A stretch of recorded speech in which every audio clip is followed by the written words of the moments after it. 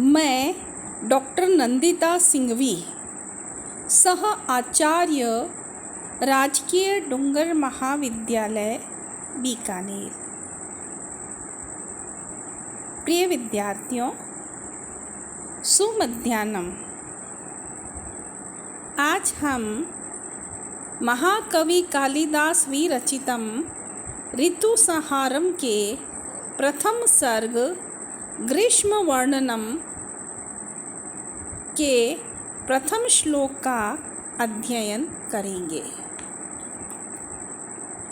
यह ऋतुसंहार कवि शिरोमणि महाकवि कालिदास की प्रथम विख्यात रचना है। यह उनकी काव्य साधना का प्रथम प्रसाद है। इसमें ग्रीष्म से प्रारंभ कर वसंत तक की 6 ऋतुओं का मनोरम चित्रण है। विषय वस्तु की दृष्टि से यह एक प्रकृति काव्य है।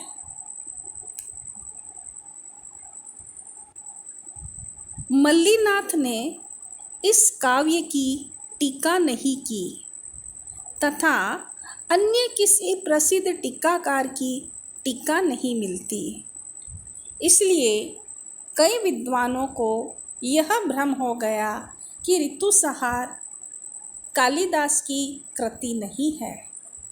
किंतु प्रोफेसर A.B. गीत ने ऋतुसंहार को अनेक प्रमाणों द्वारा कालिदास की प्रथम प्रामाणिक रचना सिद्ध की है।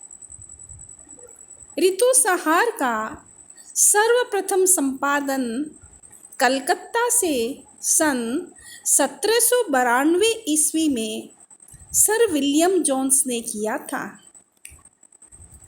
इसके बाद 1906 ईस्वी में निर्णय सागर प्रेस से यह रचना मणिराम की संस्कृत टीका के साथ छपी थी, जिसके अब तक अनेक संस्करण प्रकाशित हो गए हैं। आइए हम देखें कि ऋतुसंहार का शाब्दिक अर्थ क्या है। इसका अर्थ है ऋतुओं का संघात या समूह। कवि ने अपनी प्रिया को संबोधित कर षड ऋतुओं का सांगोपांग वर्णन किया है। कवि ने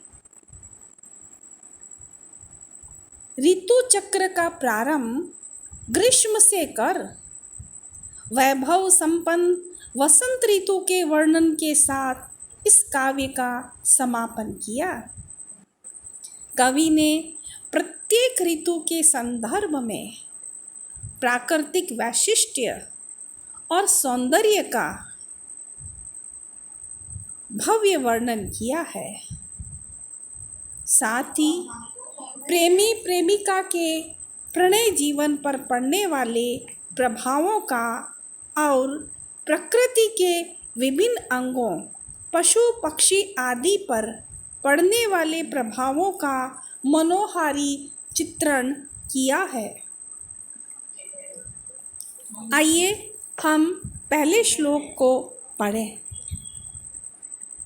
प्रचंड सूर्यः स्पृहणीय चंद्रमाः सदावगाह शतवारि संचयः दिनांतरम्यो अभ्युपशांत मन्मथो निदाग कालोऽयमुपागतः प्रिये। इस श्लोक में महाकवि कालिदास ने ग्रीष्म ऋतु के विभिन्न पक्षों का वर्णन समुपस्थापित किया है।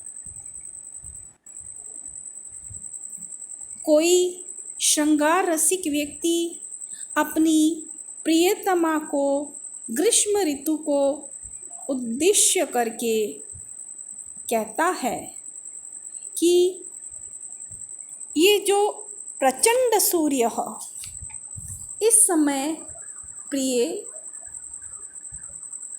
सूर्य प्रचंड रूप से अत्यधिक तप रहा है।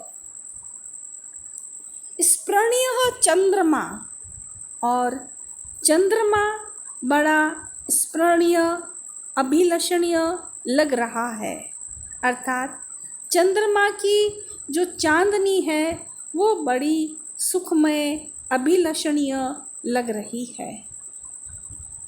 सदा अवगाह, हमेशा अवगाह स्नान करते रहने के कारण वारी संचय क्षत, वारी जल का जो संचय है, भंडार है, समाप्त हो जाता है। कवि का ऐसा मानना है कि ग्रीष्म ऋतु की गर्मी से जल का भंडार समाप्त नहीं होता, बल्कि ग्रीष्म ऋतु में लोग निरंतर स्नान करते रहते हैं, उसके कारण जल का भंडार समाप्त हो जाता है। दिनांत रम्यो, और दिन का अंत अर्थात संध्या काल बड़ा रम्य लगता है, अच्छा लगता है। अभी उपशांत मनमतः, मनमतः जो कामदेव है उसका जो आवेश है, अभी उपशांतः वह शांत हो जाता है, अर्थात काम का जो उद्वेग है वह मनुष्य के अंदर शांत हो जाता है। निधाग कालो अयम, यह जो निधाग काल है, यह जो ग्रीष्म ऋतु है, उपागतः प्रिय, हे प्रिय वह आ गई है, अर्थात हे प्रिय निधाग कालो अयम उपागतः, यह ऐसी ग्रीष्म ऋतु आ गई है जब प्रचंड सूर्य अत्यंत प्रचंड हो जाता है। स्मरणीय चंद्रमा, और चंद्रमा की चांदनी बड़ी स्पृहणीय अभिलषणीय सुख देने वाली लगती है। सदा अवगाह क्षतवारी संचय, और निरंतर स्नान करते रहने के कारण अवगाहनेन स्नान करणेन, सदा स्नान करने के कारण जो जल का भंडार है वो क्षतः समाप्त हो जाता है। दिनांत रम्यो हो, दिनांतः सायंकालः, रम्यः मनोज्ञः, सायंकाल बड़ा सुंदर हो जाता है। अभी उपशांत मनमथो, और जो कामदेव है, काम भाव है मनुष्य का, वो शांत हो जाता है।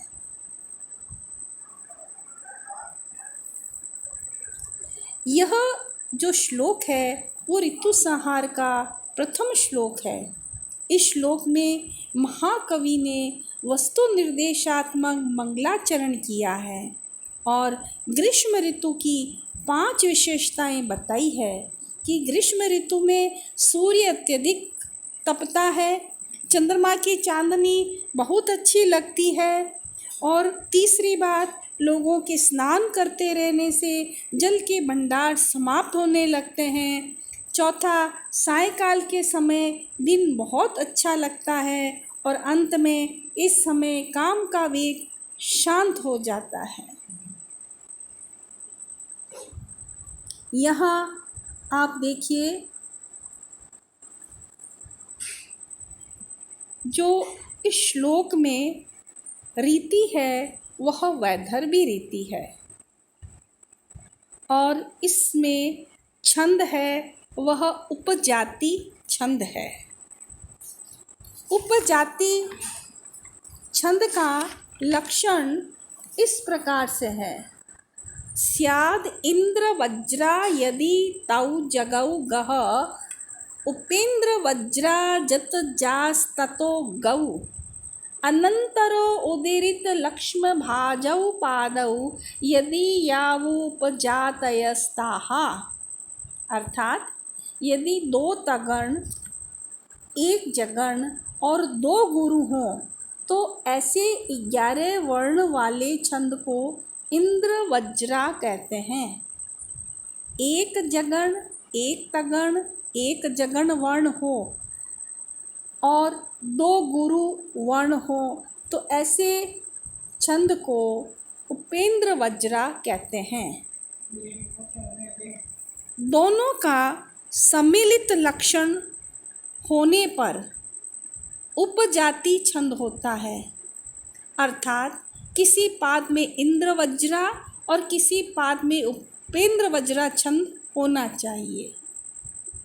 और इस श्लोक में प्रसाद गुण है। प्रसाद गुण का लक्षण यह है कि जो चित्त में शीघ्रता से व्याप्त हो जाए वह प्रसाद गुण होता है। श्रवण मात्र से जिन शब्दों का अर्थ बोध हो जाए ऐसे सरल व ललित शब्द प्रसाद के व्यंजक कहे गए हैं। श्रुति मात्रेण शब्दातो येन अर्थ प्रत्ययो भवेत् साधारणः समग्राणां स प्रसादो गुणो मतः।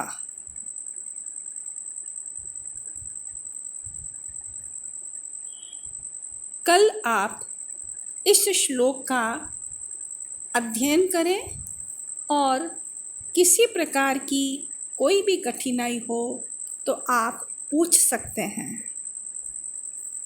कल हम अगले 2 श्लोकों के बारे में चर्चा करेंगे।